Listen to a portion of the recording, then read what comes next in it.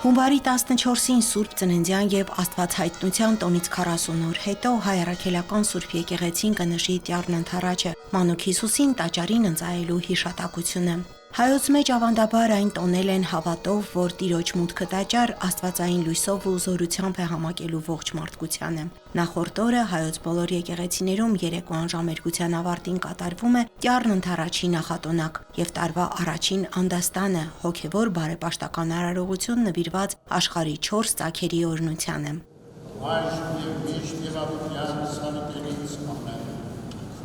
Մայրաթոր Սուրբ Էջմիածնում հանդիսատեսությամբ Գարեգին II ամենայն հայոց կաթողիկոսի միաբանները շրջեցին եկեղեցու ատյանում, խաչով, խաչվառով և ավետարանով օրհնեցին աշխարհի 4 կողմերը, տարվա համար պտղաբերություն խնդրեցին։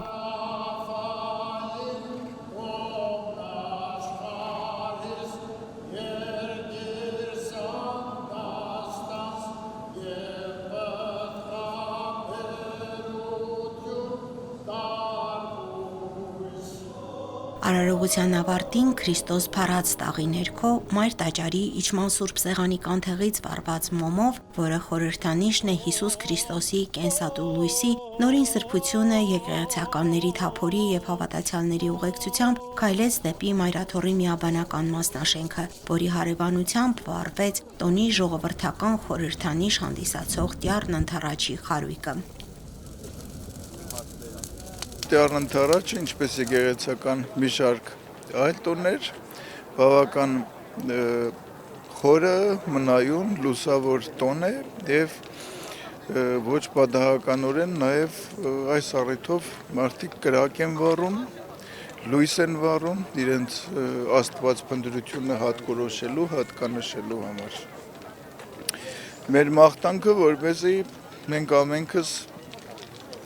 և անձնական, ներանձնական մակարդակներում և ընդհանրական հարթություններում հաջողենք մեր աստվածփնտրության մեջ, Աստծուն ընդառաջ գնալը հատկորոշվում է ուրեմն Քրիստոսի նախանշած ճանապարհով գնալով, հատկորոշվում է ուրեմն առաքինություններով, առաքելությանը ստանձնումով, սրբերի վարք ու բարքին հետևելով, մեր կյանքում այնքան հաճախադեպ պակասող բարին լավը գեղեցիկը առատացնելով, սրանք Աստծուն ընդառաջ գնալու ուրեմն նշաններ են, կողմնորոշիչներ են, բնորոշումներ են և օրինակներ են։ Գրիգոր Տաթևացին այս տոնի մասին գրում է. «Երբ Տերն ընծայման բերվեց, ահագին ճայթյունով դղրդաց ողջ քաղաքը, և բոլորը վառած ջահերով եկան տաճար Տիրոջն ընդառաջ և ասացին. Տերն անցավ այս դռնով»։ Լիաննա Չիչակյան, Վռամ Խանամիրյան, Եկեղեցական կյանք։